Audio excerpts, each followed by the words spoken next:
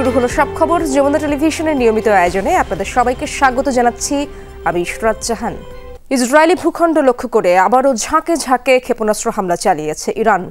বিপ্লবী গার্ড বাহিনীর প্রকাশিত ভিডিওতে দেখা যায় অজ্ঞাত স্থান থেকে বিভিন্ন পাল্লার অন্তত 10টি মিসাইল ছুড়েছে ইরান। এদিকে সংঘাতের নবম দিনে তেহরান সহ ইরানের বিভিন্ন স্থানে হামলা অব্যাহত রেখেছে ইসরায়েলি সামরিক বাহিনী। বেসামরিক এলাকার পাশাপাশি আইআরজিসির বিভিন্ন মিসাইল লঞ্চিং প্যাড লক্ষ্য করে চালানো হয় বিমান হামলা। নেতানিয়াহুর হুঁশিয়ারি, যতদিন প্রয়োজন ইরানে ততদিন হামলা চালানো হবে। ইসরায়েলি ভূখণ্ড লক্ষ্য করে ছুটে চলেছে একের পর এক ইরানি ক্ষেপণাস্ত্র। শনিবার এই ভিডিও প্রকাশ করে ইরানের বিপ্লবী গার্ড বাহিনী আইআরজিসি, যাতে দেখা যায় ইসরায়েলি ভূখণ্ড লক্ষ্য করে বিভিন্ন পাল্লার ক্ষেপণাস্ত্র ছোড়া হচ্ছে, যার মধ্যে রয়েছে ব্যালিস্টিক এবং ক্রুজ মিসাইল। ইসরায়েলের রাজধানী তেল আবিব, বন্দরনগরী হাইফা সহ কৌশলগত বিভিন্ন গুরুত্বপূর্ণ শহরই ছিল অভিযানের মূল টার্গেট। হামলার পর হতাহতদের নিয়ে ছোটাছুটি চলে ইসরায়েলের বিভিন্ন হাসপাতালে।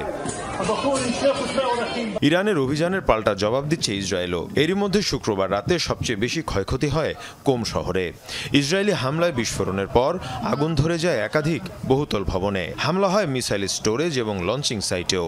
আকাশ প্রতিরক্ষা ব্যবস্থা ব্যবহার করে বেশ কিছু ইসরায়েলি ক্ষেপণাস্ত্র ধ্বংসের দাবি করে তেহরান। এদিকে ইরানের ক্ষেপণাস্ত্র হামলায় ক্ষতিগ্রস্ত একটি বিজ্ঞান ইনস্টিটিউট পরিদর্শন করেন ইসরায়েলি প্রধানমন্ত্রী বেনিয়ামিন নেতানিয়াহু। এ সময় হুঁশিয়ারি জানিয়ে তিনি বলেন, যতদিন প্রয়োজন ততদিন চলবে ইরানে হামলা। যতদিন প্রয়োজন ততদিনই হামলা চলবে, কারণ আমাদের অস্তিত্ব হুমকির মুখে, তাও ডাবল হুমকি। একদিকে আছে মিসাইল, একটি দুটি নয় 20,000 মিসাইল, আর অন্যদিকে রয়েছে পারমাণবিক বোমা, তাও এই উন্মাদ শাসক গোষ্ঠীর হাতে। শনিবার ইরানের ইস্পাহান পরমাণু কেন্দ্রে ব্যাপক হামলা চালায় ইসরায়েল। এ সময় বিভিন্ন অবকাঠামোয় বিস্ফোরণ হয়েছে বলে জানায় দেশটির গণমাধ্যম। মীর মুশফিকা হাসান, যমুনা নিউজ। ইসরায়েলের হামলায় নিহত হয়েছেন আলোচিত কুদস ফোর্সের কমান্ডার সাইদ ইজাদি। শনিবার বিবৃতিতে এই দাবি করে ইসরায়েলি সামরিক বাহিনী। বিবৃতিতে বলা হয়, তেহরানের প্রাণকেন্দ্রের একটি সেফ হাউসে ছিলেন ইজাদি। তার অবস্থান লক্ষ্য করে চালানো হয় ক্ষেপণাস্ত্র হামলা।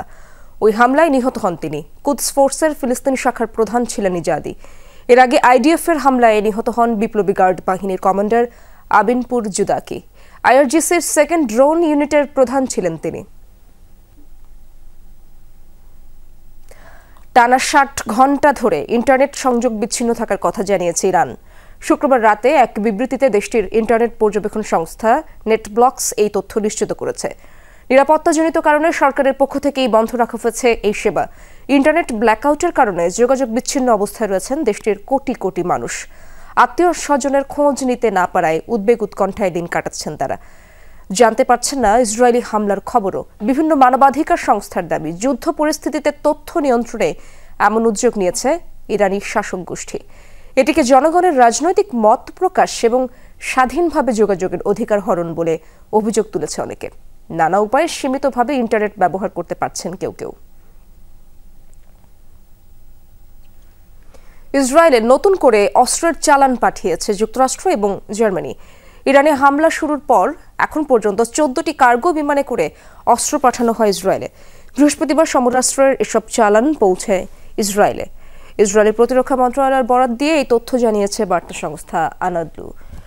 2023 সালের 7 অক্টোবর ইসরায়েল যুদ্ধ শুরু করার পর এখন পর্যন্ত 800 কার্গো সমরাস্ত্রের চালান পাঠানো হয়েছে ইসরায়েলে। ইরানের সাথে পাকিস্তান সীমান্ত বন্ধ ঘোষণা করায় ব্যাপক ক্ষতির সম্মুখীন হচ্ছে ব্যবসায়ীরা। টানা 6 দিন ধরে বন্ধ রয়েছে পাকিস্তান ইরান সীমান্ত চলাচল। এতে তাফতান সীমান্তে পণ্যবাহী বহু ট্রাক আটকে রয়েছে। দুদেশের মধ্যবর্তী এই বর্ডার দিয়ে জ্বালানি, খাদ্য আর দৈনন্দিন প্রয়োজনীয় বিভিন্ন পণ্য আমদানি রপ্তানি করে দেশ দুটি। ব্যবসায়ীদের দাবি, ট্রাক প্রতি প্রায় 20,000 রুপি ক্ষতির সম্মুখীন হচ্ছেন তারা। রোববার ইরান ইসরায়েলের মধ্যে সংঘাতের জেরে ইরানের সাথে সীমান্ত চলাচল বন্ধের সিদ্ধান্ত নেয় পাকিস্তান। অবশেষে মুক্তি পেলেন ফিলিস্তিনপন্থী শিক্ষার্থী মাহমুদ খলিল। শুক্রবার যুক্তরাষ্ট্রের কলম্বিয়া বিশ্ববিদ্যালয়ের শিক্ষার্থীকে অবিলম্বে মুক্তি দেওয়ার আদেশ দেন আদালত। দীর্ঘ 3 মাস পর যুক্তরাষ্ট্রের লুইজিয়ানার ডিটেনশন সেন্টার থেকে মুক্তি পান এই ফিলিস্তিনপন্থী যুবক। মুক্তির পর ফিলিস্তিনি জাতির প্রতীক কেফায়া পড়ে থাকতে দেখা যায় তাকে। খলিলের মুক্তিকে বড় বিজয় হিসেবে দেখছে ফিলিস্তিনপন্থীরা। তার মুক্তির দাবিতে দীর্ঘদিন ধরে যুক্তরাষ্ট্রের বিভিন্ন শহরে বিক্ষোভ করে আসছিল তারা। ট্রাম্প প্রশাসনের বিরুদ্ধে বাকস্বাধীনতা ক্ষুণ্ণের অভিযোগ তোলেন বিক্ষোভকারীরা। গেল মার্চ মাসে ফিলিস্তিনে ইসরায়েলের হামলার প্রতিবাদ জানান খলিল। যুক্তরাষ্ট্রে ইসরায়েলের বিরুদ্ধে আন্দোলনের অন্যতম নেতৃত্ব দেন তিনি। এই অপরাধে তাকে গ্রেফতার করে মার্কিন police. The message is justice will prevail. মূল কথা ন্যায় বিচার আসবেই। প্রশাসন মন গড়া অভিযোগ আনলে কিছুই যায় আসে না। অভিবাসীদের অপরাধী বলে প্রচার করলেও কিছু যায় আসবে না। এর কিছুই সত্য নয়। আমাদের শুধু প্রশাসনের এই অন্যায়ের বিরুদ্ধে লড়াই চালিয়ে যেতে হবে। ইরান ইসরায়েল সংঘাতের মধ্যেই তুরস্কতে শুরু হয়েছে ওআইসি সম্মেলন। শনিবার শুরু হওয়া এই আয়োজনে অংশ নিতে তুরস্কে পৌঁছেছেন 40টিরও বেশি দেশের পররাষ্ট্রমন্ত্রীরা। ইরান ইসরায়েল সংঘাত ইস্যুটি গুরুত্ব পাচ্ছে এই আয়োজনে। সংঘাত বন্ধে কার্যকর পদক্ষেপ নেওয়ার পাশাপাশি ইসরায়েলি আগ্রাসন বন্ধেও উদ্যোগ নেবেন ওআইসি নেতারা। উত্তেজনার মাঝেই ওআইসির সভায় উপস্থিত হয়েছেন ইরানের পররাষ্ট্রমন্ত্রী আব্বাস আরাকচি। এর মধ্যে জানিয়েছেন চলমান পরিস্থিতি নিয়ে ইসরায়েল কিংবা যুক্তরাষ্ট্রের সাথে কোনো ধরনের আপোষে যাবে না তেহরান। ইরান ইসরায়েল চলমান সংঘাত সহসা থামছে না বলে মনে করছেন বিশেষজ্ঞরা। তারা বলছেন দুই দেশ সর্বাত্মক যুদ্ধে জড়ালে পরিণতি হবে ভয়াবহ। এর জন্য মধ্যপ্রাচ্য সহ পুরো বিশ্বকেই ভুগতে হবে। তাদের পূর্বাভাস, জ্বালানি তেল ও এলএনজি সরবরাহ বিঘ্নিত হলে তার প্রভাব বাংলাদেশের অর্থনীতিতেও গুরুতর হবে। পরিস্থিতি মোকাবেলায় এখনই সরকারকে প্রয়োজনীয় অর্থ বরাদ্দ এবং বিকল্প বাজার খোঁজার তাগিদ বিশ্লেষকদের। ইরান ইসরায়েল যুদ্ধ চলছেই। নবম দিনেও কমপক্ষে 10টি মিসাইল ছুড়েছে ইরানের বিপ্লবী গার্ড বাহিনী। জবাবে তেহরান সহ ইরানের বিভিন্ন স্থানে হামলা অব্যাহত রেখেছে ইসরায়েল। এই যুদ্ধে যুক্তরাষ্ট্র সরাসরি জড়াচ্ছে কিনা সেটি এখন মূল প্রশ্ন।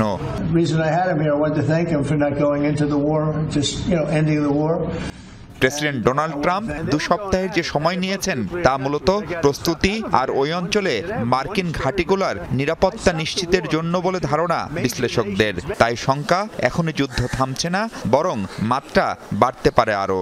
পর্যবেক্ষণ করা, ইসরায়েলকে প্রস্তুত করা এবং আমেরিকার যে সমস্ত বেসগুলো আছে মধ্যপ্রাচ্যের বিভিন্ন জায়গায়, সেখানে অস্ত্র এবং তাদের মিলিটারি ডিপ্লয়মেন্ট যেন একেবারে সর্বাত্মকভাবে করতে পারে, সেটার একটা প্রস্তুতি এই 2 weeks উইন্ডোতে নিয়েছে। যুদ্ধটা সর্বাত্মকের দিকে যাবে। দুটো জিনিস হতে পারে, একটা হচ্ছে ইরাক এবং লিবিয়ার মতো পরিণতি ইরানের হতে পারে, অথবা 1967 সালে যেমন আমেরিকা ভিয়েতনাম থেকে পরাজয় বরণ করে চলে গেছিল, ঠিক এখানে এরকম একটা পরাজয় অথবা তাদের এক ধরনের সেটব্যাক ঘটবে আমেরিকার। যদি কোনোভাবেই ইউএসএ এটা সরাসরি ইনভলভ হয়ে যায়, ইরান কিন্তু বায়োলজিক্যাল অস্ত্র আছে বলে ধারণা করা হচ্ছে, তারা বায়োলজিক্যাল অস্ত্র ব্যবহার করবে। দ্বিতীয়ত হলো হরমুজ প্রণালীকে বন্ধ করে দেবে। তৃতীয়ত হলো যতগুলি মার্কিন ঘাঁটি আছে, প্রায় 12টা মার্কিন ঘাঁটি আছে, এই সবগুলি ঘাঁটি কিন্তু আক্রমণ করবে। তো এখানে অনেক মাত্রা জড়িত আছে। এই জন্য আমি মনে করি এটা খুব সহজে হয়তোবা থামবে না। সর্বাত্মক যুদ্ধ শুরু হলে বাধ্য হয়েই হরমুজ প্রণালী বন্ধ করতে পারে ইরান। এখান দিয়েই বিশ্বের 20% বেশি জ্বালানি তেল পরিবহন করা হয়। কাতারের শত শত বিলিয়ন ডলার ব্যবসারও কেন্দ্র এটি। সেক্ষেত্রে বিশ্বজুড়ে ব্যাহত হবে তেল সরবরাহ। এমনটা হলে বাণিজ্য যুদ্ধের শঙ্কাও উড়িয়ে দিচ্ছেন না বিশ্লেষকরা। এমন পরিস্থিতি সামাল দিতে কতটা প্রস্তুত বাংলাদেশ? আমি এখন পর্যন্ত সরকারের এমন কোনো উদ্যোগ দেখিনি যে এই যুদ্ধের এফেক্টে আমাদের কি কি করা উচিত, কি কি কন্টিনজেন্সি প্ল্যান থাকা উচিত। তেলের দাম বাড়লে আমরা কিভাবে এটা হ্যান্ডেল করব, সোনার দাম বাড়বে, ইনফ্লেশন হবে। তা আমি মনে করি এখন থেকেই সরকারের আলোচনা শুরু করা উচিত। We must have a contingency plan. যুদ্ধ যদি 2 সপ্তাহের মধ্যে থেমেও যায়, তারপরেও কিন্তু তেলের দাম কিছুটা বাড়বে, এবং যদি যুদ্ধ আরও যদি প্রলম্বিত হয় তাহলে তো একটা সিরিয়াস ইম্প্যাক্ট হবে। দাম যতই জ্বালানির বাড়ুক না কেন, আপনাকে ব্যবহার করতেই হবে। সেক্ষেত্রে আগে যদি এখন প্রত্যেক লিটারে যদি আপনার 5-7 টাকা বাড়তে, ওই টাকাটা আপনার সেপারেটলি অ্যারেঞ্জমেন্ট করে রাখতে আপাতত তাই। তো ভবিষ্যতের শিক্ষা নিয়ে আমাদের রিফাইনারি বা আমাদের মজুদ এরিয়াটা অনেক বাড়ানো উচিত। যুদ্ধ থামাতে জাতিসংঘকে উদ্যোগ নেওয়ার আহ্বান জানালেও শুক্রবার নিরাপত্তা পরিষদের পরিস্থিতি জানান দেয় খুব বেশি কিছু করার নেই বহুজাতিক এই সংস্থারও। রাশিয়া, চীন, পাকিস্তান, ইরানের পক্ষে থাকলেও যুক্তরাষ্ট্রসহ পশ্চিমা দেশগুলোর একটা বড় অংশ ইসরায়েলের পক্ষে অনড় এখনো। মাহফুজ মিশু, যমুনা নিউজ, ঢাকা। মুখ ফসকে ইসরায়েলকে সন্ত্রাসবাদী বলে বসলেন জাতিসংঘ নিযুক্ত যুক্তরাষ্ট্রের প্রতিনিধি। শুক্রবার ইরান ইসরায়েল সংঘাত ইস্যুতে বৈঠক অনুষ্ঠিত হয় জাতিসংঘে। এক পর্যায়ে মার্কিন প্রতিনিধি ডরোথি শিয়া বক্তব্য রাখেন। এ সময় মুখ ফসকে বলে ফেলেন মধ্যপ্রাচ্যে বিশৃঙ্খলা, সন্ত্রাস আর ভোগান্তি ছড়াচ্ছে ইসরায়েল। তবে তিনি মূলত ইরানের প্রতি এই অভিযোগ দিতে চেয়েছিলেন, পরে দ্রুত নিজেকে শুধরে নেন। জানান পারমাণবিক প্রকল্পের ইস্যুতে দ্রুত চুক্তি করে নেওয়া উচিত ছিল তেহরানের। নতুন আবাসিক হল নির্মাণের দাবিতে ঢাকা মেডিকেল কলেজ শিক্ষার্থীদের আন্দোলনের মুখে শিক্ষা কার্যক্রম অনির্দিষ্টকালের জন্য বন্ধ ঘোষণা করেছে কর্তৃপক্ষ। আগামীকাল দুপুর 12টার মধ্যে শিক্ষার্থীদের হল ত্যাগের নির্দেশ দেওয়া হয়, তবে দাবি আদায় না হওয়া পর্যন্ত হল না ছাড়ার ঘোষণা দেয় শিক্ষার্থীরা। নিরাপদ ক্যাম্পাস ও আবাসনের দাবিতে সকাল থেকে ক্লাস বর্জন করেন শিক্ষার্থীরা। বিস্তারিত জানব রাব্বি সিদ্দিকীর রিপোর্টে।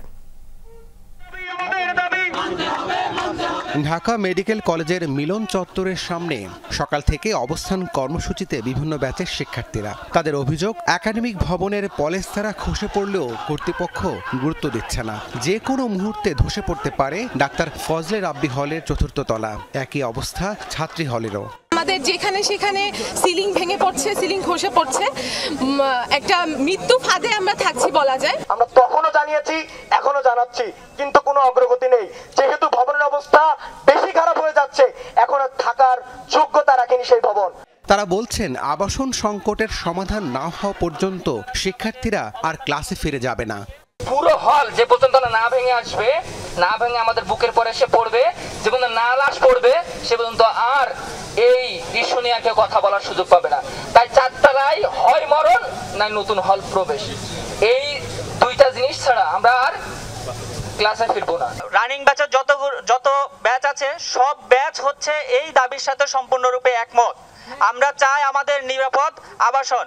শিক্ষার্থীদের আন্দোলন নিয়ে ঢাকা মেডিকেল কলেজের অধ্যক্ষ আনুষ্ঠানিক বক্তব্য দিতে রাজি হননি, তবে জানিয়েছেন অনির্দিষ্টকালের জন্য ঢাকা মেডিকেল কলেজ বন্ধ ঘোষণা করা হয়েছে। নির্দেশ দেওয়া হয়েছে রোববার দুপুরের মধ্যে ছাত্রছাত্রীদের হল ত্যাগের। এদিকে ফজলে রাব্বি হলে গিয়ে দেখা যায় জরাজীর্ণ ভবনে ঝুঁকি নিয়ে থাকছেন শিক্ষার্থীরা। প্রথমে যখন রুম নিয়েছি এতটা খারাপ অবস্থা ছিল না, ধীরে ধীরে খারাপ অবস্থা। এরকম অবশ্যই আতঙ্কেরই তো বিষয়। আর আমি তো মাঝে ঘুমাই, আমি ওই রাত্রে আতঙ্কে ছিলাম যে পিলার এখান থেকে চলে আসে কিনা। তো ফাটলটা ধীরে ধীরে এইদিকে চলে আসতেছে, এই কোণার থেকে এই কোণার দিকে চলে আসতেছে। আমরা যেখানে থাকি আসলে এটা দেশসেরা মেডিকেলের হল না। আপনারা যতটুকু ফুটেজ দেখলেন সেই জায়গায় আপনারা বিবেচনা করেন যে আমরা এখানে কেমনভাবে থাকি। এই ভবনটি জরাজীর্ণ এবং ঝুঁকিপূর্ণ হওয়ায় অনেকটা আতঙ্ক নিয়ে এখানে থাকছেন মেডিকেল কলেজের শিক্ষার্থীরা। তাদের দাবি, বারবার তারা কর্তৃপক্ষকে হলটি সংস্কারের জন্য তাগাদা দিয়েছেন, তবে কর্তৃপক্ষের টনক না নড়ায় তারা সবশেষ নতুন আবাসিক ভবন নির্মাণের দাবিতে আন্দোলনে নেমেছেন। যতদিন না পর্যন্ত নতুন ভবন নির্মাণ না করা হবে, তারা ক্লাস পরীক্ষা বর্জন কর্মসূচি চালিয়ে যাবেন। রাব্বি সিদ্দিকী, যমুনা নিউজ, ঢাকা। দর্শক, ঢাকা মেডিকেল কলেজের ফজলে রাব্বি হলে রয়েছেন আমার সহকর্মী তানভীর সিদ্দিক টিপু। তার কাছ থেকে জানবো সেখানকার অবস্থা। টিপু, ঢাকা মেডিকেল কলেজে এই মুহূর্তের পরিস্থিতি কেমন দেখছেন? শিক্ষার্থীরা কি বলছেন? ইসরাত, শিক্ষার্থীরা কিন্তু কিছুক্ষণ আগে ঘোষণা দিয়েছে যে তাদেরকে আগামীকাল দুপুর নাগাদ যে হল ছাড়ার ঘোষণা দেওয়া হয়েছে কর্তৃপক্ষ থেকে, তারা সেই ঘোষণাকে বর্জন করছেন এবং কোনোভাবেই তাদের যে দাবি রয়েছে, তাদের হল সংস্কার সহ তাদের নিরাপদ ক্যাম্পাসের যে দাবি রয়েছে, সেই দাবি থেকে তারা সরে আসবেন না এবং সেই দাবি না মানা পর্যন্ত তারা কিন্তু কোনোভাবেই হল ছেড়ে যাবেন না বলে আমাদেরকে জানিয়েছেন। এখন আমাদের সাথে শিক্ষার্থীদের কয়েকজন আছেন, আমি একটু আপনাদের কাছেই জানতে চাই যে মূলত আপনাদের দাবি কি এবং যেহেতু আপনাদেরকে হল ছাড়ার ঘোষণা দেওয়া হয়েছে, এই মুহূর্তে কি করবেন, আপনাদের অবস্থান কি? আমাদের দাবি একদম স্পষ্ট, আমরা চাচ্ছি আমাদের একটা নিরাপদ ব্যবস্থা করা হোক বাসস্থানে। আর দেখুন, হলে তারাই থাকে যারা ঢাকার বাইরে থাকে, ম্যাক্সিমাম আমরা এমন স্টুডেন্ট। এখন এমন সময় যদি আপনি একদিনের ভেতরে বলেন যে আমাদের হল ছাড়তে হবে, আমরা তো আর পুতুল নই যে তাদের যে কোনো কথাই আমরা মেনে নেব। আমাদের স্পষ্ট দাবি, আমাদের যদি কোনো বিকল্প বাসস্থানের ব্যবস্থা না করা হয়, আমরা হল ছাড়বো না এবং আমাদের অবশ্যই যত দ্রুত সম্ভব একটা বাসস্থানের ব্যবস্থা করা হোক। আমাদের এই একটাই দাবি এবং এই একটা দাবির জন্য আমরা এখানে একতাবদ্ধ আছি স্টিল না।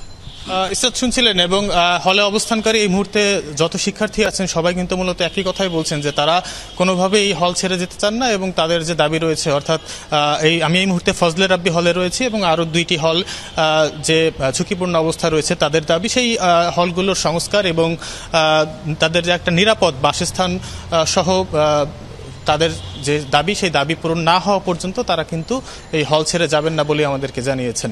ইসরাত, টিপু, ধন্যবাদ আপনাকে। 5 দফা দাবিতে রাজধানীর নতুন বাজারে ইউনাইটেড বিশ্ববিদ্যালয়ের বহিষ্কৃত শিক্ষার্থীদের সাথে পুলিশের সংঘর্ষ হয়েছে। এ সময় বেশ কিছু শিক্ষার্থী আহত হয়।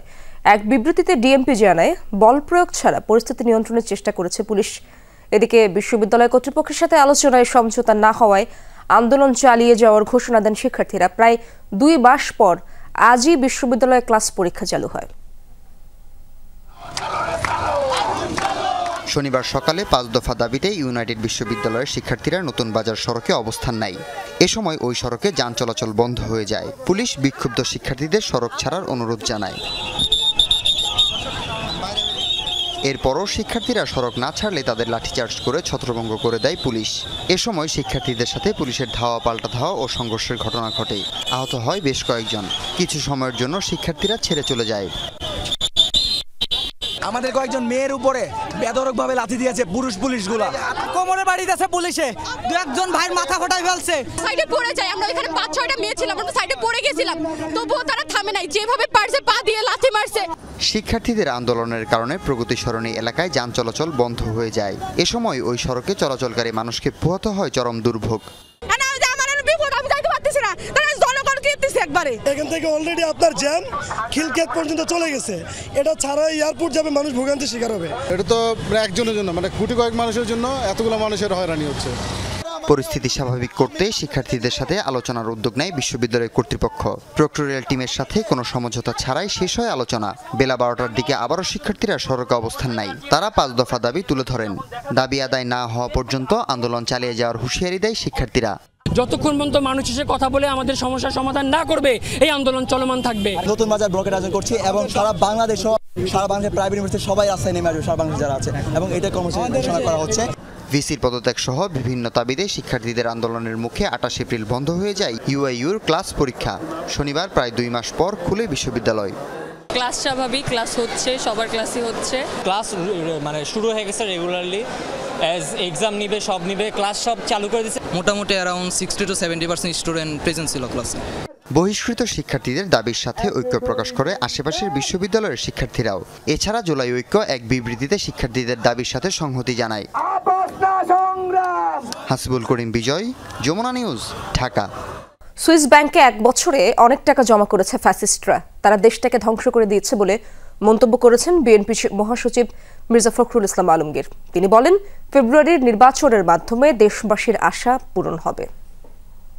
ফ্যাসিস্ট আওয়ামী লীগ তারা বাংলাদেশের প্রতিটি প্রতিষ্ঠানকে ধ্বংস করে দিয়েছে। তারা নির্বাচন ব্যবস্থা, রাষ্ট্রীয় কাঠামো, বিচার ব্যবস্থা, আমলাতন্ত্র এবং শিক্ষা ব্যবস্থা, স্বাস্থ্য ব্যবস্থা সব কিছুকে তারা ধ্বংস করে দিয়েছে। আমাদের সম্পদ লুটে নিয়ে গেছে সেই মাফিয়ারা, ফ্যাসিবাদীরা। হাজার হাজার কোটি টাকা লুটপাট হয়েছে। অন্তর্বর্তী সরকারকে নির্বাচন অনুষ্ঠানের জন্য দায়িত্বে বসানো হয়েছিল। দ্রুত সংস্কার করে ভোট না দিলে জুলাই শহীদদের অবমূল্যায়ন করা হবে, এমনটাই মন্তব্য করেছেন বিএনপির স্থায়ী কমিটির সদস্য ডক্টর এজএডএম জাহিদ হোসেন। সকালে জাতীয় প্রেস ক্লাবে জিয়াউর রহমানের নেতৃত্ব এবং বর্তমান বাংলাদেশ শীর্ষক আলোচনা সভায় এই মন্তব্য করেন তিনি। দ্রুততম সময়ের মধ্যে জনগণের অধিকার ফিরিয়ে দিতে হবে দাবি করে তিনি বলেন, বিএনপির নেতাকর্মীরা অংশ নিয়েছে বলেই জুলাই বিপ্লব পরিণত পেয়েছে। কর্মীদের উদ্দেশ্যে বলেন, আগামী দিনে নেতৃত্ব দিতে চাইলে ইতিহাস থেকে শিক্ষা নিতে হবে। লন্ডন বৈঠকে দেশে বিশৃঙ্খলা কমেছে এবং শান্তি ফিরে এসেছে বলেও মনে করেন বিএনপির এই নেতা।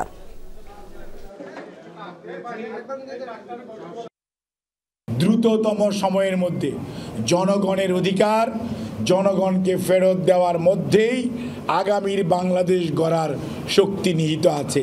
জনগণ যাকে গ্রহণ করবে, যাকে দায়িত্ব দিবে, ইনশাআল্লাহ আগামীর বাংলাদেশ তারাই নেতৃত্ব দিবে, তারাই গড়ে তুলবে। ইসি যতই স্বাধীন হোক না কেন সরকারের সহযোগিতা ছাড়া সুষ্ঠু নির্বাচন সম্ভব নয়, এমন মন্তব্য করলেন প্রধান নির্বাচন কমিশনার AMM নাসির উদ্দিন। সকালে নির্বাচনী প্রশিক্ষণ ইনস্টিটিউটে নির্বাচনী আইন ও বিধি সংক্রান্ত প্রশিক্ষণের উদ্বোধন করেন তিনি। অনুষ্ঠান শেষে সাংবাদিকদের প্রশ্নের জবাবে তিনি একথা বলেন। সিইসি জানান, সরকারের সাথে যোগাযোগ রাখছে কমিশন। নির্বাচন করতে হলে সরকারের মুখ্য ভূমিকা প্রয়োজন।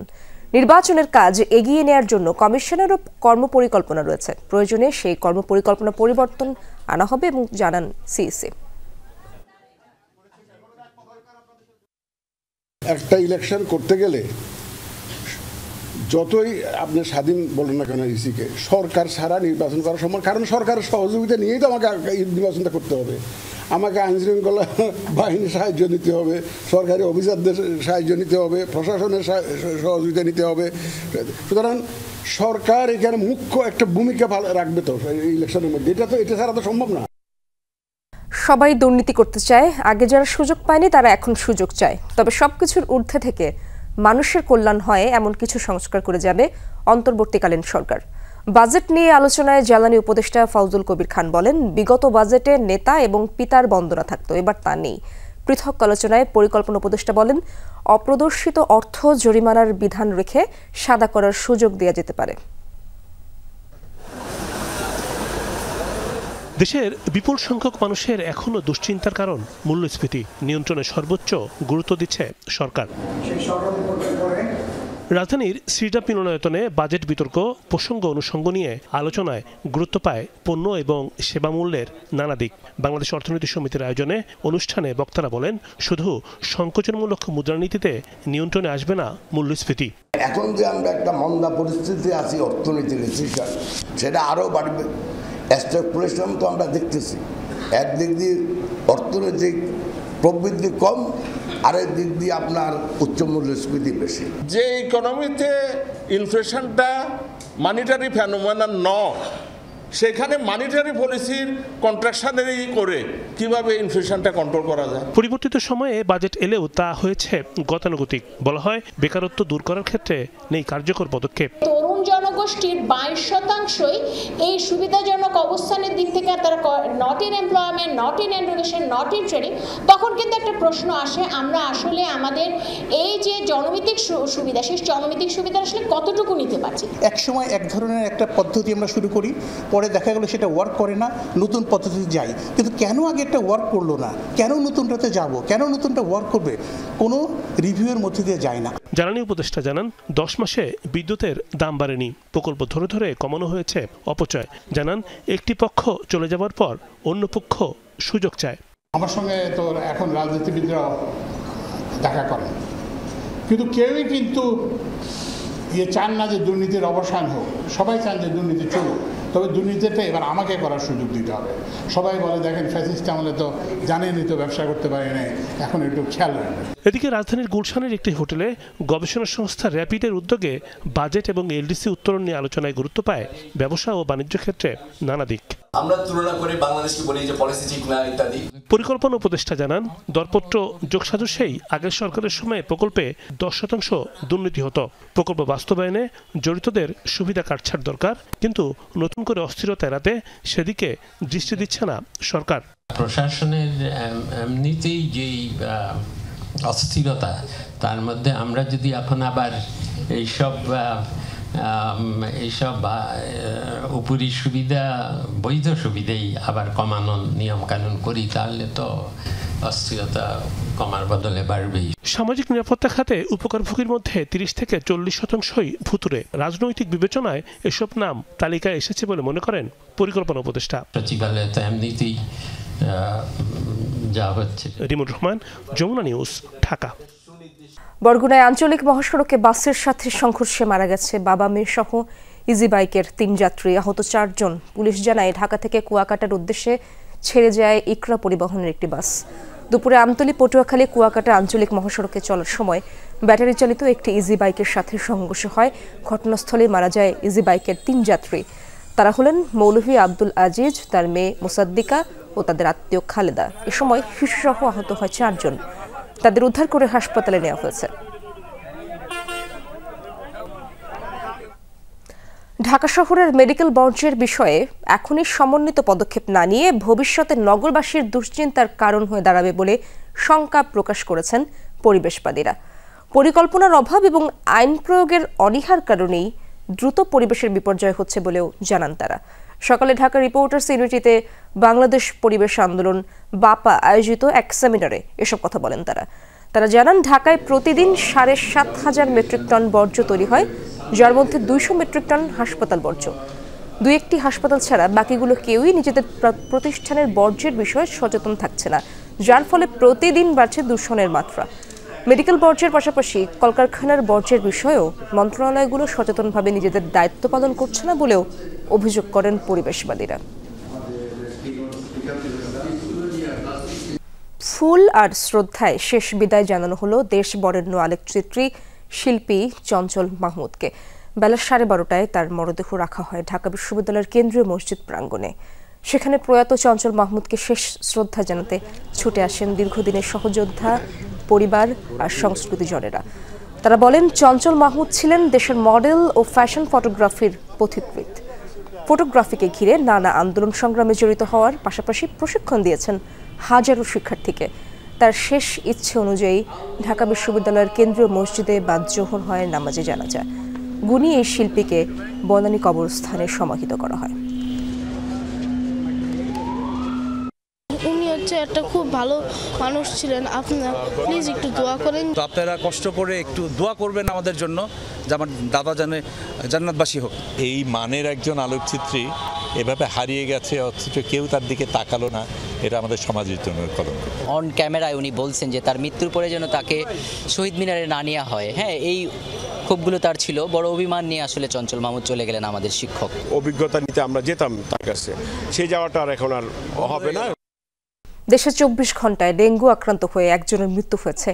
নতুনভাবে হাসপাতালে ভর্তি হয়েছেন 352 জন রোগী। চলতি বছর এখন পর্যন্ত এটি একদিনের সর্বোচ্চ রোগী ভর্তির ঘটনা।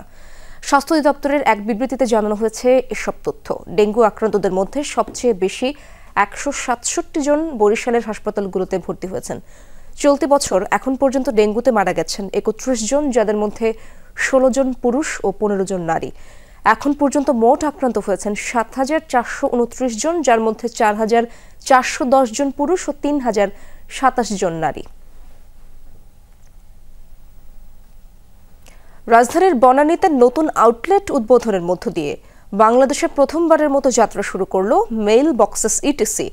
মেইল বক্সেস ইটিসি MBE মূলত উদ্যোক্তা, ব্যক্তি ও কর্পোরেট প্রতিষ্ঠানকে লক্ষ্য করে pack and ship, printing, packaging, marketing, e-commerce এবং মেইল বক্স রেন্টাল সম্পর্কিত নানা ধরনের সমাধান দিয়ে থাকে। উদ্যোক্তারা বলছেন, দেশব্যাপী নেটওয়ার্ক ও তাদের কার্যক্রম দেশের SME উদ্যোক্তাদের জন্য সম্ভাবনার নতুন দিগন্ত উন্মোচন করবে এবং অভ্যন্তরীণ ও আন্তর্জাতিক বাজারে প্রবেশের পথ সহজতর করবে। বিশ্বব্যাপী জনপ্রিয় প্যাকেজিং ও লজিস্টিক্স সেবা প্রদানকারী প্রতিষ্ঠান মেইল বক্সেস ইটিসি 1980 সালে যাত্রা শুরু করে। বর্তমানে বিশ্বের 60টি দেশে সফলভাবে তাদের কার্যক্রম পরিচালনা করছে তারা। প্রথমত যেটা আছে যে স্ট্যান্ডার্ড শিপিং যে জিনিসগুলো, এরপর আমাদের প্যাকিং শুরু হবে, প্রিন্টিং শুরু হচ্ছে, মেইল বক্সটা শুরু হচ্ছে, এরপর ই-কমার্স লাইনে আমরা ই-কমার্সের যে ডিস্ট্রিবিউশন সিস্টেম সেটা স্টার্ট করব। এমবির এই ব্র্যান্ডটা দিয়ে আমাদের অবজেক্টিভ হচ্ছে SME সেগমেন্ট এবং ইন্ডিভিজুয়াল এন্টারপ্রেনারশিপটাকে ডেভেলপ করা, সো দ্যাট তাদের কন্ট্রিবিউশনটা জিডিপিতে অনেক বেড়ে যায়। প্রায় 1 দশক ধরে খেলা হয় না ফতুল্লা স্টেডিয়ামে। বর্ষাকালে সৃষ্ট জলবদ্ধতায় বছরের অধিকাংশ সময় প্রায় ডোবায় পরিণত হতো নারায়ণগঞ্জের এই ভেন্যুটি। দেরিতে হলেও সেই সমস্যার সমাধান করতে স্টেডিয়াম সংস্কারের উদ্যোগ নিয়েছে জাতীয় ক্রীড়া পরিষদ, কিন্তু সেই কাজও চলছে ধীর গতিতে। ফতুল্লা স্টেডিয়ামের সবশেষ চিত্র তুলে ধরেছেন সহকর্মী হাসানুর রহমান। সুন্দরবন কিংবা কোনো পাহাড়ে ট্রেকিংয়ে আসার দৃশ্য নয় এটি। এই গাছপালা বেষ্টিত জায়গাটি ফতুল্লার স্টেডিয়াম। ভাবা যায় অযত্ন অবহেলায় ক্রমশই ধুকে ধুকে আস্থা করে পড়ে যেন মরছে এই আন্তর্জাতিক স্টেডিয়ামটি। স্টেডিয়ামের এই ভগ্ন অংশগুলো দেখুন। এক মুহূর্তের জন্য হলেও হয়তো মনে হতে পারে চলমান ইরান ইসরায়েল সংঘাতের রকেট হামলায় বিধ্বস্ত হওয়া কোনো স্থাপনা নয় তো। 2006 সালে টেস্ট স্ট্যাটাস পাওয়ার পর এই ভেন্যুতে অস্ট্রেলিয়া ভারত খেলেছিল টেস্ট ম্যাচ। সবশেষ 2016 সালের পর আর কোনো আন্তর্জাতিক ম্যাচ করায়নি ফতুল্লার এই মাঠে। তাই তো অযত্ন আর অবহেলায় নষ্ট হয়ে গেছে স্টেডিয়ামটি। গ্যালারির বড় অংশের সিট নষ্ট হয়ে গেছে, শেডের চালা উড়ে গেছে ঝড়ে, আবার কিছু অংশ ভেঙে পড়েছে মাটিতে। গ্যালারির সিটে জন্মেছে গাছ, আবার কোনো চেয়ারে তৈরি হয়েছে ছোট্ট চৌবাচ্চা। প্রেস বক্সের অবস্থাও করুন, গ্লাস ভেঙে পড়েছে, নষ্ট হয়েছে চেয়ার, ডেস্ক থেকে শুরু করে সবকিছুই। স্টেডিয়ামের সবচেয়ে গুরুত্বপূর্ণ জায়গা ড্রেসিং রুম। এই আসনগুলো ঠিক থাকলেও ভেঙে গেছে গ্লাস। ঝড় বৃষ্টিতেই পানি ঢুকে পড়ে ভেতরে। কোনো মতে টিন চাপা দিয়ে বৃষ্টি আটকানোর ব্যর্থ চেষ্টা করেছেন নিরাপত্তা রক্ষীরা। এক কথায় বেহাল দশা পুরো স্টেডিয়ামের। স্বস্তির খবরও কিন্তু আছে। অবশেষে দেরিতে হলেও ফতুল্লা স্টেডিয়ামের সংস্কার কাজে হাত দিয়েছে জাতীয় ক্রীড়া পরিষদ। ফতুল্লার মূল সমস্যা জলাবদ্ধতা। একটু বৃষ্টি হলেই হাঁটু জল জমে যায় স্টেডিয়াম এলাকাতেই। তাই তো স্টেডিয়াম এবং আউটার গ্রাউন্ড উঁচু করার কাজ শুরু করা হয়েছে। বালু ভরাট করার কাজ এগিয়েছে অনেক দূর। জলাবদ্ধতার সমস্যা সমাধানে উঁচু করা হচ্ছে স্টেডিয়াম ও এর পার্শ্ববর্তী জায়গা। জানা গেছে অন্তত 6 ফিট উঁচু করা হচ্ছে ভেন্যুটি। স্টেডিয়াম ও আউটার ফিল্ডে ইতিমধ্যেই বালু ফেলা হয়েছে, তবে অভিযোগ আছে কাজ চলছে খুব মন্থর গতিতে। মাঝে বেশ কিছুদিন কাজ বন্ধ রেখেছিল জাতীয় ক্রীড়া পরিষদ, তবে গত বৃহস্পতিবার আবারও কাজ শুরু করার নির্দেশনা দিয়েছে সংশ্লিষ্ট বিভাগগুলো। তাই তো দ্রুতই আবারও কর্মযজ্ঞ ফিরবে ফতুল্লার এই স্টেডিয়ামটিতে, আশা করছে বাংলাদেশ ক্রিকেট বোর্ড। সবার আগে মাঠ সংস্কার করে ড্রেসিং রুম ও প্রয়োজনীয় অবকাঠামো উন্নয়নের পর ঘরোয়া ক্রিকেট আবারও নারায়ণগঞ্জে ফেরাতে চায় বিসিবি। এরপর ক্রমশই এই স্টেডিয়ামে আন্তর্জাতিক ম্যাচ ফেরার ইচ্ছেও আছে বোর্ডের। এবছরের মার্চে স্টেডিয়ামটির নাম পরিবর্তন করা হয়েছে। ছাত্র আন্দোলনের সময় পুলিশের গুলিতে প্রাণ হারানো নারায়ণগঞ্জের 6 বছর বয়সী শিশু রিয়া গোপের নামে নামকরণ করা হয়েছে ভেন্যুটির। বিসিবি সহ সংশ্লিষ্ট সবার প্রত্যাশা নাম পরিবর্তনের পাশাপাশি দ্রুতই নতুন চেহারায় স্বমহিমায় প্রস্তুত হয়ে ফিরবে ফতুল্লার এই স্টেডিয়ামটি। হাসানুর রহমান, যমুনা স্পোর্টস, ঢাকা। দর্শক, এই ছিল আজকের সব খবরের আয়োজনে। এতক্ষণ যারা সঙ্গে ছিলেন সবাইকে ধন্যবাদ।